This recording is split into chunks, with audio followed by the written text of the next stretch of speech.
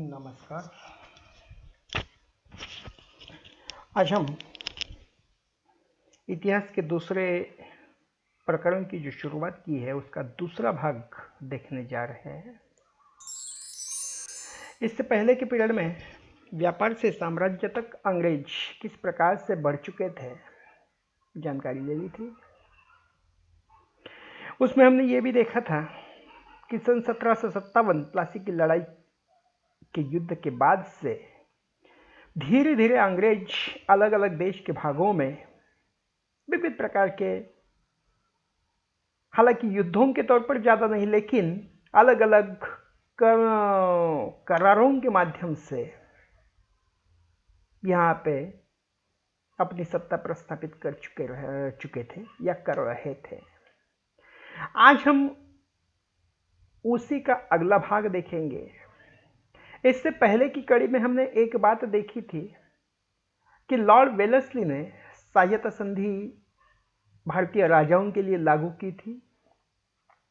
जो भारतीय राजा सहायता संधि का स्वीकार करना चाहते थे उनको उनके सैनिकों के हिसाब से खर्च देना पड़ता था, या फिर खर्च नकदी तौर पर नहीं तो बल्कि उतने उत्पन्न का प्रदेश अंग्रेजों को देना पड़ता था। और इस लालच में कई सारे भारतीय राजा आ गए और कई सारे भारतीय राजाओं ने सहायता संधि का स्वीकार कर लिया और अंग्रेजी हुकूमत को एक बल दे दिया। लेकिन कई सारे राजा ऐसे भी थे कि जिन्होंने सहायता संधि का स्वीकार नहीं किया था, और उन्हीं में से एक राजा था शेर मैसूर, जिसको कहा जाता है टीपू सुल्तान। अब शेर क्यों कहा जाता है उनकी भी एक कहानी है, दिलचस्प कहानी है। एक बार टीपू सुल्तान शिकार के लिए गए थे।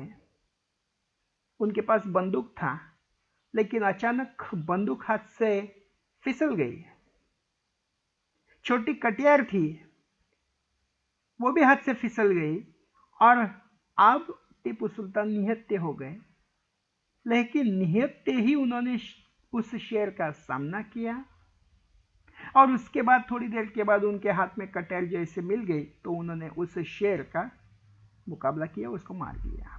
तो इसके कारण टीपू सुल्तान को शेर ए मैसूर भी कहा जाता है। वाडियार घराने का वहां पे राज था और हैदर अली, उनके पिता, टीपू सुल्तान के पिता, वहां पे एक सामान्य सैनिक की हैसियत से थे। लेकिन बाद में अपने पराक्रम के बदौलत उन्होंने वहां पे बड़े पद हासिल किए और एक दिन वो जो वाडियार वंश का राज्य था उन्हीं को अपने राज्य से बेदखल कर दिया और खुद वहां पे राजा बन बैठे। लेकिन उन्होंने अंग्रेजों के साथ लड़ाई की। मैसूर की और अंग्रेजों की 4 लड़ाइयां हो चुकी है। हैदर अली का शासनकाल जैसे हम मानते हैं कि 1761 से लेकर 82 तक, और टीपू सुल्तान जिसका कार्यकाल हम मानते हैं कि 1782 से लेकर 1799 तक। ऐसे जो शक्तिशाली शासक, यहाँ पे काफी शक्तिशाली मैसूर हो चुका था और उनका जो उत्पन्न का सबसे बड़ा स्रोत था मालाबार तट, यानी आज का जो केरल का जो तट है, वहां पे व्यापार, उस व्यापार के ऊपर मैसूर का नियंत्रण था और जहां से ईस्ट इंडिया कंपनी काली मिर्च और इलायची खरीदती थी। 1785 में टीपू सुल्तान ने अपनी रियासत में पड़ने वाले बंदरगाहों से चंदन की लकड़ी, काली मिर्च, इलायची का निर्यात रोक दिया। निश्चित तौर पर यह स्वाभाविक है कि वहां पे अंग्रेज और टीपू सुल्तान या वहां का राज्य उनके बीच में कड़वाहट शुरू हो चुकी थी। जिस प्रकार से बंगाल में भी व्यापार यही एक प्रमुख कारण था कि जिसके कारण सिराजुद्दौला और अंग्रेजों के बीच लड़ाई हो चुकी थी, यहाँ पे भी उसी प्रकार का कारण था। व्यापार के जो प्रमुख कुछ वस्तुएं थी, उन वस्तुओं के ऊपर पाबंदी जैसे शासकों ने लगा दी तो वहां पे अंग्रेज आग बबूला हो गए और वहां पे टीपू सुल्तान का अंग्रेजों ने युद्ध के तौर पर सामना किया। सुल्तान ने स्थानीय सौदागरों को भी कंपनी के साथ कारोबार करने से रोक दिया था। टीपू सुल्तान ने भारत में रहने वाले फ्रांसीसी व्यापारियों से घनिष्ठ संबंध विकसित किए और उनकी मदद से अपनी सेना का आधुनिकीकरण किया। यह बात बड़ी समझने लायक है, क्योंकि अंग्रेज इस देश में थे। अंग्रेजों के साथ साथ इस देश में पुर्तगाली भी थे, फ्रांसीसी भी थे। पुर्तगाली हालांकि बहुत कम मात्रा में, कम जगह पे थे, गोवा का वगैरह, गोवा और पौंडीचेरी, कुछ एक दो भाग वहां पे उनके साथ थे। लेकिन यूरोप में अंग्रेज और फ्रांस, इनके बीच हमेशा के लिए लड़ाइयाँ होती थी।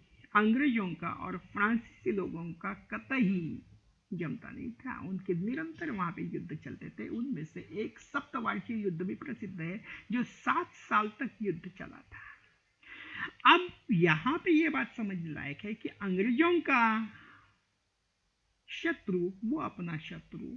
इस नीति के तहत टीपू सुल्तान ने फ्रांसीसियों के साथ साठगांठ बनाई, उनके साथ दोस्ती की और उनका एक रेजिडेंट अपने दरबार में भी रखा था कि जो वहां के लोगों को, यानी टीपू सुल्तान के सैनिकों को मार्गदर्शन करे, ट्रेनिंग देवे, आधुनिकीकरण करे।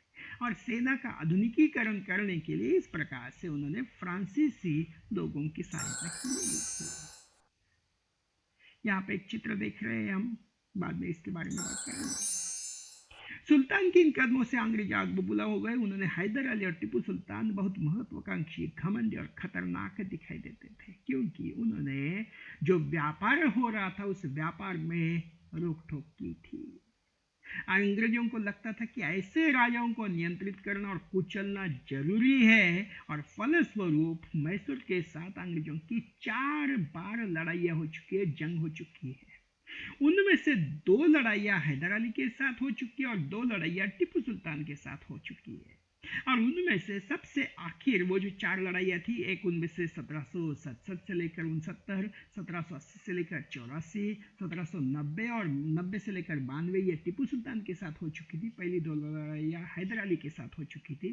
सन 1782 टीपू सुल्तान 84 टीपू सुल्तान राजगद्दी पर आ चुका था, और उसके बाद 1790 से लेकर 92 तक और 1799 जो आखिरी लड़ाई मानी जाती है श्रीरंगापट्टनम की, इस लड़ाई टीपू सुल्तान के साथ लड़ी गई थी, अंग्रेज एवं टीपू सुल्तान। और इस लड़ाई में कंपनी को सफलता मिल चुकी थी और अपनी राजधानी की सुरक्षा करते हुए टीपू सुल्तान इस लड़ाई में मारे गए थे। और मैसूर का राजकाज पुराने वॉरियर राजवंशों के हाथों में सौंप गया। और इसी के साथ साथ इस लड़ाई के बाद वाडियार राजवंश के ऊपर भी सहायता संधि थोपी गई थी। अब इसके साथ साथ वो जो एक पहले जो चित्र दिखाया था, अंग्रेज टीपू सुल्तान के जो 2 बेटे थे, अंग्रेजों ने उनको अपने हाथ पे ले लिया था, वो सौंपते हुए का वो फोटो था। मराठों से लड़ाई। अब दक्षिण भारत में या मध्य भारत में यूं कहिए कि जो प्रमुख राजघराने थे, राजे थे, उनमें से ये सबसे एक बड़ा राजघराना था। मराठे, हालांकि ये कॉन्फेडरेसी हम इसको कह सकते हैं। कॉन्फेडरेसी इसका मतलब राज्य मंडल। राजा था, वैसे 2 राजे थे, एक सातारा का, दूसरे कोल्हापुर के, और इन दोनों राजाओं के नेतृत्व में एक प्रधानमंत्री था और उनका मंत्रिमंडल काम करता था। जो प्रधानमंत्री था उनको कहा जाता था पेशवा, और ये पेशवा राजनीतिक राज्य मंडल का एक प्रशासकीय प्रमुख होता था, और उनकी जो राजधानी का केंद्र था वो पुणे था। उनके साथ साथ कई सारे अन्य सरदार भी, काफी सारे शूरवीर ऐसे सरदार थे। उनमें से महादजी सिंधिया थे, मल्हारराव होळकर थे, महाजी फडणवीस थे। अब ये नाना फडणवीस एक अकेला ऐसा इतिहास का कैरेक्टर है, पात्र है, कि जो प्रत्यक्ष युद्ध के बजाय कूटनीति में बड़े ही माहिर थे, कुशल थे। सन 1761 में पानीपत की लड़ाई हो चुकी थी और इस लड़ाई में तीसरी लड़ाई हो चुकी थी। पानीपत की कुल 3 लड़ाइयाँ हो चुकी जैसे कि हम जानते हैं। उनमें से सबसे पहली जो लड़ाई हो चुकी थी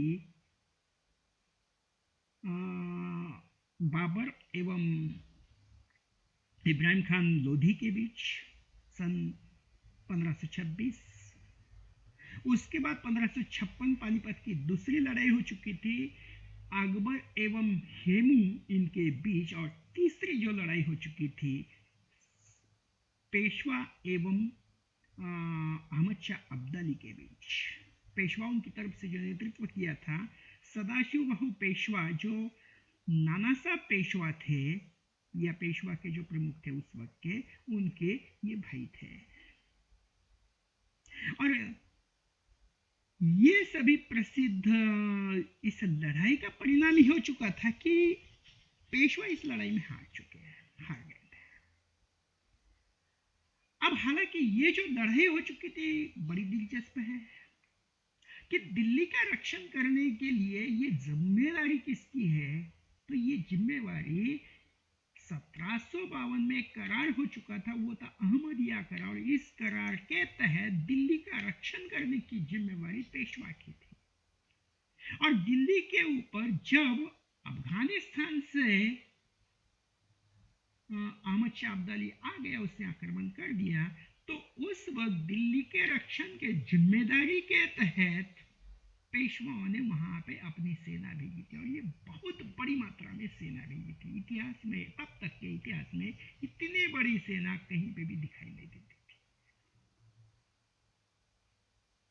इतनी बड़ी सेना वहां पे गई, लेकिन दुर्भाग्यवश उत्तर भारत में मराठों को जिस प्रकार से सहायता की आवश्यकता थी उस प्रकार की सहायता न मिल पाने के कारण अहमद शाह अब्दाली इस लड़ाई में जीत गया। और हालांकि जीत गया इसका मतलब केवल यही है कि अहमद शाह अब्दाली वहां पे जिंदा बच गया, उसके हाथ में भी कुछ भी नहीं आया। लेकिन उसका परिणाम दूसरा ये हो गया कि मराठों का जो सपना था कि पूरे देश भर में अपना राज्य काज चलाए, उसमें थोड़े समय के लिए रोक लग गई थी। हालांकि उतना ही महत्वपूर्ण राज्य बाद में उन्होंने फिर से बना लिया था अगले 10 साल के भीतर माधवराव पेशवा के नेतृत्व में। किंतु एक के बाद एक कई युद्धों में कंपनी ने मराठों को घुटने टेकने पर मजबूर कर दिया था। सबसे पहला जो युद्ध हो चुका था 1782 में सालबाई संधि के साथ युद्ध खत्म हो गया, जिसमें कोई भी पक्ष जीत नहीं पाया। दूसरा अंग्रेज मराठा युद्ध 1803 से लेकर 5 तक कई मोर्चे पर लड़ा गया। इसका नतीजा यह हुआ कि उड़ीसा और यमुना के उत्तर में स्थित आगरा व दिल्ली सहित कई भूभाग अंग्रेजों के कब्जे में आ गए। अंततः 1817 से 19 के तीसरे अंग्रेज मराठा युद्धों में मराठों की ताकत को पूरी तरह से कुचल दिया गया। अंग्रेज और मराठों के बीच ये 3 प्रकार की 3 लड़ाइयाँ हो चुकी थी। सबसे पहले 1782 में यहाँ पे एक संधि हो चुकी थी और उस संधि के तहत ये युद्ध खत्म हो चुका था। दूसरा जो युद्ध हो चुका था उसमें कई सारे मराठा सरदार भी सम्मिलित हो चुके थे एक साथ। लेकिन तीसरे युद्ध में जितने भी सरदार थे वो सभी एक साथ इस लड़ाई में सहभागी नहीं हुए थे और उसके कारण मराठा यहाँ पे हार चुके। और एक के बाद दूसरा, दूसरे के बाद तीसरा, सबसे पहले मराठा, सिंधिया, होलकर, गायकवाड़, इस प्रकार से एक के बाद दूसरे हर एक सरदार को या तो युद्ध में पराजित करके या फिर सहायता संधि का जबरदस्ती स्वीकार करके ये पूरा का पूरा राज्य जीत लिया। और जो पेशवा थे उनको पूना से हटाकर कानपुर के पास बिठौर नामक के गांव है वहां पे निर्वासित कर दिया, वो पेंशन पर भेज दिया था। और विंध्य के दक्षिण में, यानी ये भारत के मध्य में स्थित होता है, उनके दक्षिण में लगभग पूरे भूभाग के ऊपर अब कंपनी का प्रत्यक्ष नियंत्रण स्थापित हुआ। इस दौरान और एक महत्वपूर्ण गवर्नर जनरल इस देश में आ चुका था था, उसका नाम था लॉर्ड हेस्टिंग, और उसने सर्वोच्चता का दावा किया। सर्वोच्चता का दावा, इसका मतलब ये है कि पूरे भारत में अब उनके इतना सर्वोच्च कोई भी राज्य सत्ता नहीं है, ये अंग्रेज मानते थे। और इसके लिए अंग्रेज ये मानते थे कि अपने हितों की रक्षा के लिए बाकी राज्यों पर उनको अधिकार करना, राज्य छीनना, उनके साथ लड़ाई करना, ये उनको नैतिक अधिकार है। हालांकि ये जो उनकी प्रक्रिया थी वो कहीं पे भी बेरोक टोक नहीं चली थी। हर जगह पे उनको समय समय पर जगह जगह पे विरोध का सामना करना पड़ा, और उन्हीं में से एक विरोध था कित्तूर के रानी ने यहाँ पे पराक्रम दिखाया था 1824 में, और इस लड़ाई के तहत रानी को बाद में गिरफ्तार कर दिया। लेकिन बाद में उनके जो सेनापति थे रायन्ना, उन्होंने ये विद्रोह आगे जारी रखा। इसी प्रकार से अन्य भी कई सारे युद्ध इस दौरान हो चुके थे कि 1830 में रूस का प्रभाव पूरे विश्व पर बढ़ता जा रहा था। अब ये प्रभाव क्या था, तो इस रूस में एक साम्यवादी विचारधारा का प्रभाव हो चुका था। लगभग हर जगह पे कई सारी कंपनियां स्थापित हो चुकी थी। कई सारी कंपनियों के कारण कई सारे लोग उन कंपनियों में काम करते रहे थे। अब इन लोगों के बीच जो कामगार है, कामगारों के बीच और कंपनी के मालिकों के बीच यहाँ पे टकराव निर्माण हो चुका, और इसके कारण रूस में उनके जो कामगार लोग थे उनके हितों के लिए मान लीजिए कि एक मंडल स्थापित किया गया, या एक विचारधारा निर्माण हो चुकी थी। उनको कहा जाता है साम्यवादी, कम्युनलिज्म। कार्ल मार्क्स ने इसका नेतृत्व किया था, उसने ये विचार दे दिया था, और कार्ल मार्क्स ने ये विचार दे दिया कि पूरे दुनिया के कामगार एक ही है, दुनिया में मात्र दो ही वर्ग है, एक है काम करने वाला और दूसरा है शोषण करने वाला।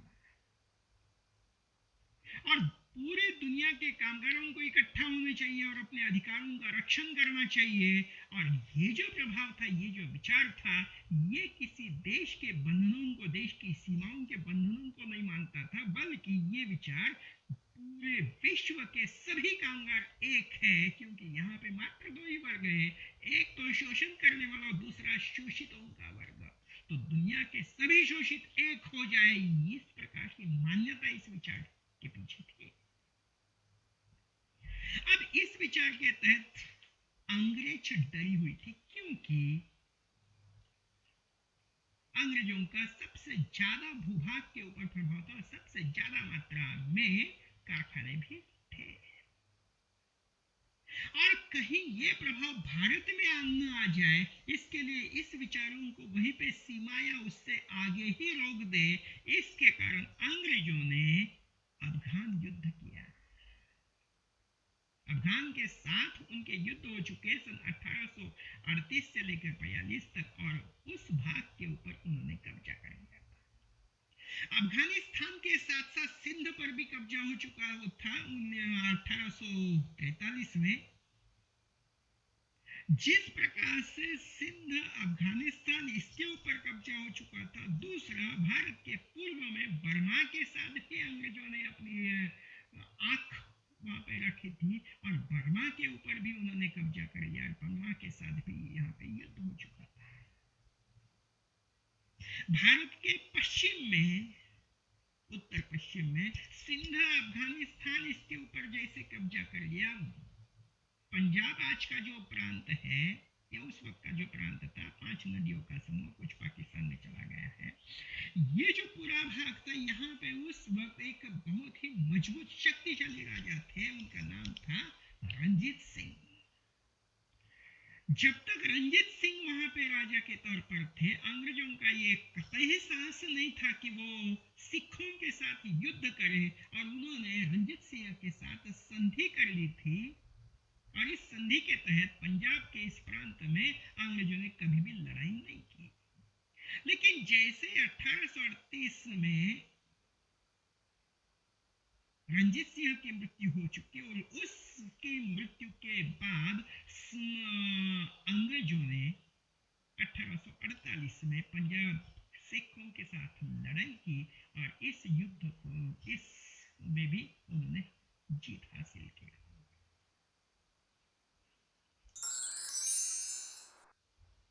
हम जानते हैं कि इस दौरान एक महत्वपूर्ण योजना अंग्रेज सरकार ने लाई थी और वो थी विलय नीति। सन 1848 से लेकर 1856 तक लॉर्ड डलहौसी यहाँ पे गवर्नर जनरल के तौर पर आया था और उसने ये योजना लागू की थी। इस योजना की जो महत्व या विशेषता ये थी कि इस योजना के तहत अंग्रेजों ने दत्तक विधान नामंजूर कर दिया। जैसे कि हम जानते हैं कि भारत में दत्तक विधान पूर्वापार से चली आ रही है, परंपरा है। यदि मान लीजिए कि किसी राजा को औरस पुत्र नहीं है तो वो अपने रिश्तेदारों से या और किसी से वो पुत्र को दत्तक ले सकता था और उसको अपनी राजगद्दी सौंप सकता था। लेकिन लॉर्ड डलहौसी ने कानून बना दिया कि दत्तक विधान नामंजूर, यानी जो भी किसी राजा को औरस पुत्र नहीं है उसका राज्य खालसा किया जाएगा, विलय किया जाएगा। और इस नीति के तहत सबसे पहले सातारा, बाद में संबलपुर, उदयपुर, नागपुर, झांसी, ये राज्य उन्होंने विलय कर लिया अपने राज्य में। हर जगह पे प्रतिकार हो चुका। झांसी का प्रतिकार हम जानते हैं। लेकिन सबसे महत्वपूर्ण बात यह हो गई कि जब अवध के ऊपर 1856 में जब अंग्रेजों ने कब्जा कर लिया तो उन्होंने कारण ये दे दिया, क्योंकि वहां पे तो औरस पुत्र भी था, वहां पे वो भी कारण नहीं चल सकता था। लेकिन अंग्रेजों ने ये कारण दे दिया कि कुशासन से मुक्ति दिलाने के लिए अंग्रेज कर्तव्य से बंधे हुए हैं और इसके कारण अवध का जो शासन है वहां पे कुशासन चल रहा है और इसके कारण अंग्रेज यहाँ पे कर्तव्य से बंधे हुए होने के कारण हमें यहाँ पे राज्य उनका लेना पड़ेगा। और इस तहत 1856 में अवध का भी उन्होंने विलय कर दिया। ये चित्र राजा रणजीत सिंह के द्वारा। अब यहाँ पे इस नक्शे में हम देख सकते हैं कि 1757 प्लासी की लड़ाई हो चुकी थी और उस लड़ाई के बाद ये जो भाग था, इस भाग के ऊपर अंग्रेजों को दीवानियों के अधिकार मिल चुके थे। बाद में लगभग 50 साल के बाद हम ये नक्शा देख रहे हैं कि अंग्रेजों का जो राज था, अब ये जो सफेद भाग है, इस प्रकार से उनका धीरे धीरे राज्य बढ़ता गया और 1857 आते आते ये जो सफेद भाग दिखाई दे रहा है, ये पूरी तरह से अंग्रेजों का राज हो चुका था। लेकिन ये जो लाल भाग दिखाई दे रहा है, यहाँ पे भी अप्रत्यक्ष तौर पर अंग्रेजों का ही शासन था, क्योंकि इनमें से कई राज्य विलय नीति के तहत तो खालसा किए थे या फिर उससे पहले कुछ राजाओं ने सहायता संधि का स्वीकार कर लिया था और इसके कारण इन राजाओं के ऊपर अप्रत्यक्ष तौर पर अंग्रेजों का शासन था दिखाई देने के लिए, चाहे वहां पे कोई राजा वगैरह, जैसे कि यहाँ पे हम हैदराबाद का राज्य देख सकते हैं। सबसे पहले सहायता संधि का स्वीकार करने वाला जो राज्य था वो था हैदराबाद। अब इसके लिए अंग्रेजों ने नई शासन की स्थापना की। गवर्नर जनरल वॉन हेस्टिंग सन 1773 में 1773 से लेकर 1785 तक इस देश में आ चुका था और उन बहुत सारे महत्वपूर्ण व्यक्तियों में से वो भी एक है जिसने कंपनी की ताकत फैलाने में अहम भूमिका अदा की थी। वॉन हेस्टिंग के समय आते आते कंपनी न केवल बंगाल बल्कि मुंबई और मद्रास में भी सत्ता हासिल कर चुकी थी। ब्रिटिश इलाके मोटे तौर पर प्रशासकीय इकाइयों में बटे हुए थे जिन्हें प्रेसिडेंसी कहा जाता था। उस समय 3 प्रेसिडेंसी थी, एक बंगाल, दूसरी मद्रास और बम्बई। हर एक का गवर्नर शासक गवर्नर के पास होता था, सबसे ऊपर गवर्नर जनरल होता था। वॉन हेस्टिंग ने कई प्रशासकीय सुधार किए। न्याय के क्षेत्र में उसने सुधार खास तौर से उल्लेखनीय, और ये जो सुधार किए हैं, स्वतंत्र भारत में भी नई व्यवस्था के तौर पर, जिसको हम मानते हैं आजादी के बाद भी कई सारी व्यवस्था का जनक वॉन हेस्टिंग है। अब देखेंगे ऐसी है कि उसने सबसे पहले 1772 में एक नई न्याय व्यवस्था स्थापित की गई। इस व्यवस्था में प्रावधान किया गया कि हर जिले में दो अलग अदालतें होगी, फौजदारी अदालत और दीवानी अदालत। फौजदारी अदालत, इसका मतलब शारीरिक मारपीट के साथ जो गुनाह होता है उसको हम कहते हैं फौजदारी गुनाह, और वैसे मुकदमे फौजदारी अदालत में चले जाते हैं। और दीवानी अदालत, इसका मतलब कि जो आर्थिक मामलों में है, उस प्रकार से संपत्ति, जमीन के विवाद, इन सभी मामलों को हम कहते हैं दीवानी अदालत। और इस प्रकार से दो अदालतों का निर्माण लॉर्ड हेस्टिंग ने सबसे पहले किया गया था। दीवानी अदालतों के मुखिया यूरोपीय जिला कलेक्टर होते थे, और मौलवी और हिंदू पंडितों के उनके लिए कानूनों की व्याख्या करते थे। फौजदारी अदालतों अभी भी काजी और मुफ्ती के ही अंतर्गत थे, लेकिन वे भी कलेक्टर की निगरानी में काम करते थे। इस प्रकार से एक नया पद निर्माण किया था, वो था कलेक्टर का पद, और पूरे जिले के ऊपर सभी प्रकार से नियंत्रण कलेक्टर के अंतर्गत आ चुका था। आज भी यही व्यवस्था है, और उस व्यवस्था का जनक यदि हम किसको कह सकते हैं तो वो है लॉर्ड।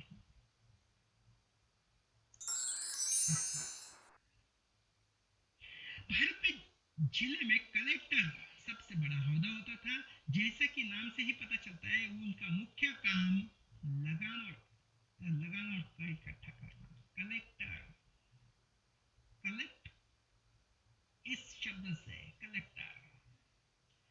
और इनका जो प्रमुख काम था वो लगान और कर इकट्ठा करना तथा न्यायाधीश, पुलिस, दरोगा और इनकी सहायता से जिले में कानून व्यवस्था बनाए रखना होता था। उनका मुख्य कार्यालय कलेक्टरेट सत्ता और संरक्षण का नया केंद्र बन गया, जिससे पुरानी सत्ता केंद्रों के हाशिए पर धकेल दिया। उससे पहले जो अलग अलग प्रकार के पद थे मुगल शासनकाल में या फिर पेशवाओं के शासनकाल में वगैरह, वो सभी के सभी अब हाशिए पर ढकेले गए, और सबसे महत्वपूर्ण पद के तौर पर निर्माण हो चुका था यहाँ पे कलेक्टर का पद। अब यहाँ पे और भी एक समस्या थी कि भारत में विविध प्रकार के धर्म हैं, हर एक धर्म की अपनी अपनी एक विशिष्ट न्याय प्रणाली थी, और ये किस प्रकार से काम करेगी, और उसके लिए भी अंग्रेजों ने एक रास्ता ढूंढ निकाला। बड़ी समस्या यह थी कि ब्राह्मण पंडित धर्मशास्त्र की अलग अलग शाखाओं के हिसाब से स्थानीय कानूनों की अलग अलग व्याख्या कर देते थे। स्थानीय हर जगह के कानून अलग थे, गांव के हिसाब से, शहर के हिसाब से, नगरों के हिसाब से, और वहां पे अलग अलग प्रकार की व्याख्या थी। और इस विभिन्नता को खत्म करने के लिए, समरूपता लाने के लिए, समान रूपता लाने के लिए 1775 में 11 पंडितों को कानूनों का एक संकलन करने का काम सौंपा गया था। एन बी हलहेड एक अंग्रेजी अधिकारी थे, उन्होंने इन सभी को संकलित करके अंग्रेजी में अनुवाद कर दिया। 1778 तक यूरोपीय न्यायाधीशों के लिए मुस्लिम कानूनों की भी एक संहिता तैयार कर ली गई थी। 1773 के रेगुलेटिंग एक्ट के तहत एक सर्वोच्च न्यायालय की स्थापना की गई। इसके अलावा कलकत्ता में अपीलीय अदालत, सदर निजामत अदालत की भी स्थापना की गई। यानी इस प्रकार से आज जिस प्रकार से हमारे यहाँ पे जिला अदालत, हाईकोर्ट, उच्च न्यायालय और सर्वोच्च न्यायालय है, उसकी नींव उस दौरान रखी गई थी, सन 1773 के रेगुलेटिंग एक्ट के तहत।